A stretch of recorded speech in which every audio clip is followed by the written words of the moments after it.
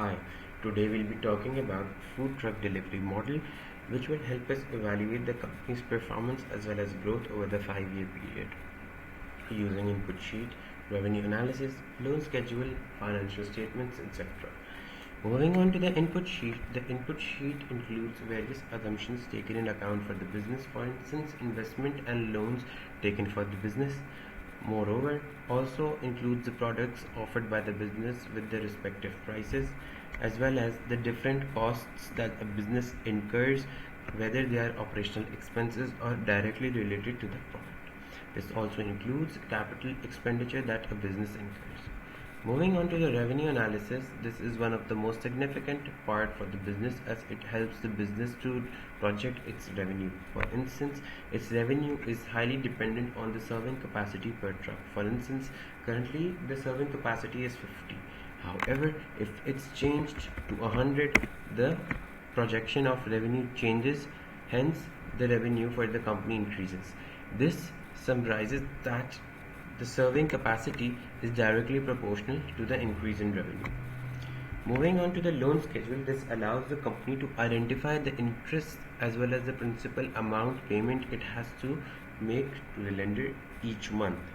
This will help the business to separately record these expenses, which will allow the fair representation of its financial statements. Similarly, depreciation table allows the company to record its depreciation for its fixed asset as well as account for the discontinued assets by the business. This will help the company to fairly show its financial statements to its users and convey the information fairly and truthfully. Moving on to the startup summary, this includes the funding against total expenses. In this case, the funding is less than the expenses incurred by the company.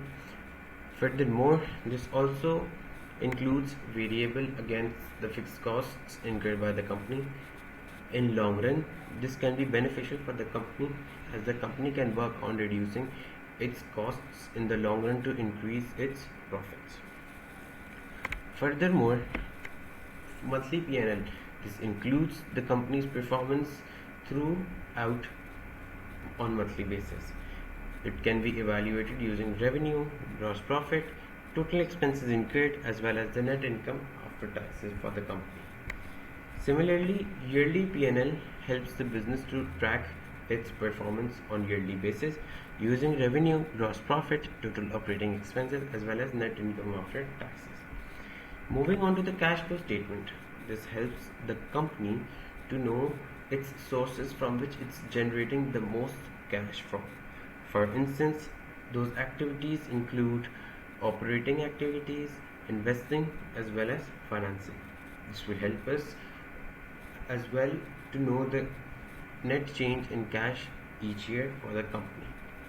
Moving on to the balance sheet, this helps the company to know its fixed assets as well as equity and liabilities that it has to pay off. Moving on to the project evaluation, this allows to evaluate the company's performance using NPV as well as the IRR. Furthermore, this also tells the cash burn by the business over the 5-year period. Moving on, break-even analysis tells the company's minimum break-even sales that a company has to make in order to avoid any losses. Moving on to the diagnostic tool, this summarizes the company's performance using gross margin as a percentage of sales, profitability, net cash flow, etc. Moving on to the dashboard, this gives the graphical representation of the company's performance.